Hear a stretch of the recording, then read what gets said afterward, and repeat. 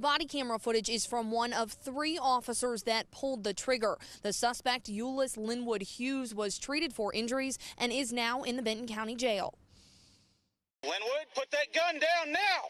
On January 20th, Gravette police responded to a call about a suicidal person. Corporal Scott Gilming's body camera shows the encounter. According to a probable cause report, when police arrived, they found Hughes holding a rifle which they say was pointed at an officer. The Gravette police chief says officers were familiar with Hughes. We've had multiple instances with him in the past, some medical and many disturbances in that area, so we have a knowledge of Mr. Hughes and we went somewhat prepared for that. In the video, you can hear officers talking to Hughes, telling him to drop his weapon. Put your gun down and we'll come talk to you. Benton County Prosecuting Attorney Nathan Smith reviewed the case. The body cam reveals that for approximately 15 to 20 minutes, officers tried to talk to Mr. Hughes, tried to get him to put down his guns and resolve the situation peacefully. The police report says Hughes repeatedly aimed firearms at officers and attempted to gain entry into the home where his family was. The report says when Hughes returned to the door the last time, officers opened fire.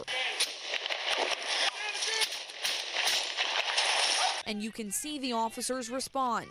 Our officers showed a lot of restraint. They could have taken action when they first arrived, but they made that decision to stand back and try and talk Mr. Hughes down and make a positive outcome of this. Only when he pointed his weapons at multiple people and tried to gain entrance back into the house is when they acted. After the shooting, officers performed first aid to stabilize Hughes. He was airlifted to a hospital and recovered. I'm very proud of all the men and women of our community who responded on that day, and I view them as heroes to our community.